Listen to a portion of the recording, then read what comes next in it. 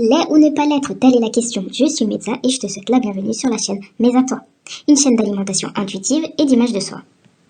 À l'ère d'Internet, des pubs, des réseaux sociaux, on se rend compte qu'il y a de plus en plus de visages qu'on pourrait qualifier de parfaits un peu partout. Mais alors parfait selon qui et selon quelles normes? C'est vrai que la beauté est subjective, mais il faut quand même constater et savoir qu'il y a une science de la beauté.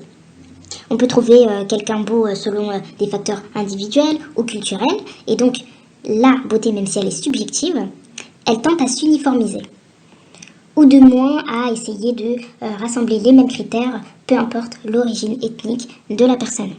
Personne n'a de mal à dire que certaines personnes ont un coefficient intellectuel bien plus élevé que la moyenne, mais on a du mal à avouer qu'une personne peut être laide et une autre belle. Si je vous pose une question simple et que je vous demande sur les deux photos qui sont ici, quelle est la personne la plus belle, la femme la plus belle et la femme la plus laide, la majorité des gens me répondront la même chose. Et ça, c'est un fait. Enfin, je ne suis pas là pour cribler de balles les personnes qui sont moins belles que la moyenne. Je suis là simplement pour vous donner des idées et des techniques pour être plus beau, plus belle. Il y a différentes raisons pour lesquelles vous êtes une personne laide ou moche. La première raison, c'est le manque de confiance en soi. Le manque de confiance en soi, c'est précurseur de plein de problèmes. Du coup, vous vous négligez, la coiffure ne va pas, les vêtements ne vont pas. Enfin, il y a énormément de choses. En deuxième position, je mettrais l'âge à gras. L'âge à gras existe. À partir de l'adolescence, quand vous avez des poussées d'acné avec des boutons énormes sur le visage, vous commencez à avoir certaines odeurs que les jeunes, je pense, ne sentent pas. Je prends souvent les transports et je peux vous dire qu'il y a des jeunes qui sentent. La coiffure qui, je pense, essaie de camoufler, on va dire, tous les boutons sur le visage. Je ne sais pas si c'est une mode, mais il y a beaucoup de cheveux un peu partout. Ça tombe jusqu'au nez, là, en ce moment. En troisième position, il y a l'autosabotage. Il y a des personnes qui sont très belles. Il y a des personnes qui sont vraiment belles, que ce soit, on va dire, les adolescents, les adultes. Il y a des personnes qui sont très belles physiquement, mais se sabotent. Se sabotent par leur style vestimentaire, par leur coiffure, par tout un tas de choses. Et la quatrième raison, vous êtes tout simplement une personne moche. Et ça n'est pas grave, parce qu'il y a quand même des solutions. Là, sur l'image, les deux images qui sont en bas, vous avez une femme qui, de toute manière, est très belle sans maquillage. Donc voilà, donc ça c'est l'effet make-up, no make-up, avec maquillage et sans maquillage pour les gens qui ne parlent pas anglais. Et à droite, vous avez un jeune homme qui était quand même assez mignon quand même, là, quand il était à la période de, je pense, l'âge à gras, avec l'appareil à bague, les lunettes et puis la coiffure coupe au bol. Et là, clairement, sur la photo, je constaterais un manque de confiance en soi. Sur la photo de droite, il a totalement changé. On voit un peu plus d'assurance. La coiffure est vraiment bien, elle est refaite. Il a plus d'assurance et il se maintient même bien mieux. Soyons vrais et constatons, il y a eu depuis la nuit des temps des personnes qui ont privilégié de leur beauté. C'est un fait que nous devons admettre, car c'est réel. Aux États-Unis, ça est appelé le beauty privilege, soit le privilège de la beauté. Ça, pas mal de sociologues en parlent. Et d'ailleurs, même en France, il a été constaté que l'on a tendance à donner plus de traits, on va dire, positifs à des personnes qui paraissent plus attrayantes physiquement. C'est de la sociologie, ce sont des comportements humains et si vous observez bien, certains enfants sont plus aptes à saluer ou bien à sourire à des gens qui pour eux seront plus beaux. Beaux ou tout simplement des visages familiers qu'ils ont l'habitude de voir, ça dépend. Je n'ai nullement envie de faire un procès à l'encontre des personnes qui sont moches ou laides, parce que ça n'est pas de votre faute. Ça n'est pas de votre faute. Je veux tout simplement rétablir la vérité, qu'on arrête de se mentir, comme ça on met les barres sur les t et on continue. D'ailleurs, il y a beaucoup de gens qui parlent de beauté intérieure à tout va, mais pour ce qu'il en est de trouver leur partenaire, conjoint ou autre, cette beauté intérieure, c'est pas la première chose qui prime. Et selon votre sexe, si vous êtes un homme et une femme, ça n'est pas du tout pareil, parce qu'un homme laid a vachement de mal à trouver quelqu'un par rapport à une femme. Moi, je me souviens, comme si c'était hier, de l'un de mes professeurs que j'avais eu au lycée, et c'était terrible, parce qu'il avait eu une seule relation dans sa vie, et c'était au lycée. Mais il était, pour le coup, vraiment pas beau. Mais quand il nous racontait sa vie, on avait tellement de peine, mais on ne pouvait rien faire. Il nous parlait de ses problèmes, il avait limite envie de pleurer, et c'était vraiment, vraiment triste. Si vous êtes moche ou laid, voici 8 actions pour vous embellir. 1. La coiffure. passez chez le coiffeur, tentez le visagiste pour la coiffure, ou bien tout simplement si vous avez une coupe que vous aimez. Mais il faut savoir que chacun a une forme de visage bien particulière, et donc du coup, vous ne pouvez pas vous permettre toutes les coupes. 2. Le style vestimentaire.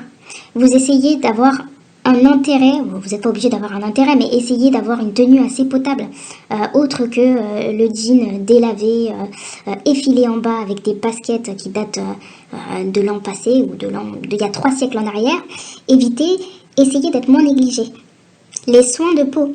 Alors en France, la moyenne apparemment c'est 31 € pour chaque Français. C'est la moyenne en France, ça c'est des statistiques qui sont disponibles un peu partout. Et pour les femmes, le maquillage est de 250 €. Mais enfin bon, prenez déjà soin de votre peau, que ce soit pour les hommes ou pour les femmes, prenez soin de votre peau. Si vous avez une peau grasse, prenez des produits spécifiques, allez voir un dermato, mais prenez soin de votre peau. 4. L'éloquence et la confiance en soi. C'est quand même quelque chose de très important. Il y a des personnes qui ont du mal à s'exprimer en public ou tout simplement sont des gens introvertis. Donc vous pouvez être introverti, mais il faut savoir être, on va dire, présent pour les gens à certains moments. C'est mieux que de vous enfermer et de vous invisibiliser toute seule dans votre coin. La confiance en soi, c'est aussi quelque chose de très important parce que du coup, si vous avez confiance en vous, vous allez plus vouloir aller vers les autres et moins avoir peur d'eux. 5. Les odeurs corporelles. Ça va avec la confiance en soi aussi, parce que du coup, les gens qui se négligent ont tendance à ne même plus être regardants sur leur odeur, sur leur présentation. Mais vous vivez en communauté, si vous prenez les transports, s'il vous plaît, en plus en ce moment, il fait assez chaud. Il fait assez chaud en France. Si vous ne faites pas un effort, ça va être compliqué pour nous qui sommes avec vous.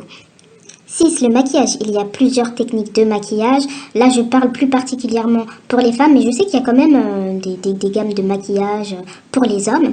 Je crois bien que les hommes en Asie, plus particulièrement en Corée, se maquillent. Je sais plus s'ils mettaient du mascara, du fond de teint, et puis bon, je trouve que ça fait un peu beaucoup, mais bon, après, chacun ses choix. Chacun fait comme il veut. Mais le maquillage, c'est vrai que ça peut arranger quelques trucs. Si vous connaissez les techniques de contouring, si vous avez des cernes pour mettre de l'anti-cerne, voilà, il y a énormément de choses avec le maquillage. Vous pouvez jouer avec, tout en restant assez, on va dire, naturel. Faut pas que ce soit le jour et la nuit. En 7, la médecine esthétique. Et en 8, la chirurgie. Il ne faut pas avoir de tabou là-dessus. Ça existe, énormément de Français se font opérer. Et d'ailleurs, il y a eu une augmentation de 13% en à peine un an pour l'année 2022 par rapport à 2021. Et c'est quelque chose d'observable. Maintenant, si vous voulez vous faire opérer, on va dire du nez, si vous avez un nez assez grand, vous avez un grand nez, vous voulez vous faire opérer, tâchez quand même de choisir un très bon chirurgien. Arrêtez d'aller dans des pays éloignés, des pays hors de l'Union européenne, hors de la France, pour vous faire opérer à moindre coût. Et je ne dis pas que les chirurgiens français sont les meilleurs du monde, mais je veux dire, n'allez pas... D'ailleurs, on a eu plein de cas de gens qui sont partis, par exemple en Tunisie, et ont été ratés. C'est possible qu'on vous rate en France, mais je veux dire, si vous prenez la précaution d'aller voir un spécialiste, vous diminuez le risque d'échec. Selon l'Observatoire national de la santé, un Français sur 10 a déjà consulté un chirurgien. Et 1 sur 3 envisage de se faire opérer. Donc bien évidemment, ce sont les femmes qui se font plus opérer. Elles représentent 3/4 du pourcentage des personnes opérées ou qui subissent des interventions esthétiques en France. Après, peu importe, il y avait aussi par rapport à des reconstructions après la grossesse. Et 70% de ces interventions, que ce soit pour les hommes ou pour les femmes, c'est par rapport au visage. Ce sont des interventions sur le visage. Et le visage, c'est quoi? C'est la première chose que l'on voit. Alors si vous voulez vous faire opérer, si vous avez un grand nez, un nez bossu, si vous avez une bouche de travers, une ride du lion, n'hésitez pas. N'hésitez pas si ça peut vous changer la vie. Mais par contre, veillez à choisir un très bon spécialiste. Regardez des vrais avis et pas des avis fictifs que vous aurez trouvés je ne sais où. Essayez de vous faire soigner dans votre pays quand même. Là, j'ai parlé du visage, mais c'est vrai qu'il y a pas mal de gens qui se font opérer des dents en ce moment.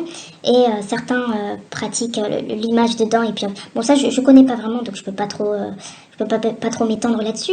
Mais enfin, bon, si c'est pour tailler des dents neuves, et après revenir comme étant un piranha, ça n'est pas la peine. Donc, prenez soin de regarder les spécialistes où vous allez. Regardez tous les avis et réfléchissez-y. Sur ce, je vous laisse. Je suis médecin et vous êtes sur la chaîne Mais à toi. Je vous dis à la prochaine. pour une nouvelle vidéo.